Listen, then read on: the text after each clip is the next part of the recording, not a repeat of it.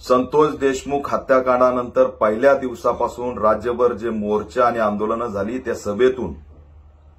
धनंजय मुंडेचा राजीनामा घेतला पाहिजे ही आम्ही मागणी केली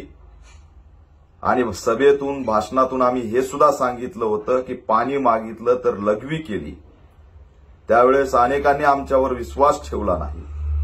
परंतु आम्ही लढत राहिलो, संघर्ष करत राहिलो आणि त्या दबावातून सीआयडीने चांगली चौकशी करून जे काही रिकव्हर झालंय आणि काल जे महाराष्ट्राने फोटोच्या माध्यमातून चित्र बघितलंय, समग्र महाराष्ट्र हळहळ व्यक्त करतोय आणि फोटो बघितल्यानंतर धनंजय मुंडे यांचा राजीनामा राज्य सरकारने स्वीकारलेला आहे।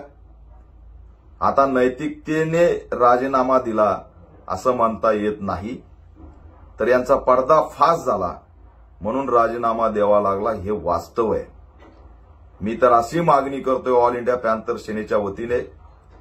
पुण्याचं विक्रम गायकवाडचं प्रकरण असेल, परभणीचं सोमनाथ सूर्यवंशीचं प्रकरण असेल, स्वारगेटचं बलात्काराचं प्रकरण असेल, संतोष देशमुखचं प्रकरण असेल, लातूरचं माऊली सोटचं प्रकरण असेल, राज्यभर कायदा व सुव्यवस्थेचा प्रश्न निर्माण झालेला आहे। धनंजय मुंडेच्या राजीनाम्याचं आम्ही स्वागत करतो,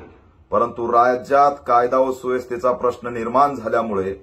महाराष्ट्रात राष्ट्रपती राजवट लागू करावी अशी ऑल इंडिया पॅंथर सेना मागणी करत आहे आणि नव्याने या ठिकाणी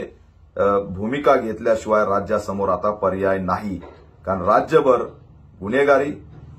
महिलांच्या असुरक्षितता असेल, अक्षरशः जतच्या सांगलीमध्ये 5 वर्षाच्या चिमुरडीवरती बलात्कार करून हत्या करून तिचा मृतदेह पेटीत टाकला, तर या घटना सुद्धा नाकारता येणार नाही। केंद्रीय मंत्र्याच्या मुलीची छेड काढली जाते, त्यामुळे राज्यात हे सरकार आता बरखास्त केलं पाहिजे आणि राष्ट्रपती राजवट लागू झाली पाहिजे अशी सुद्धा ऑल इंडिया पॅंथर सेना मागणी करत आहे।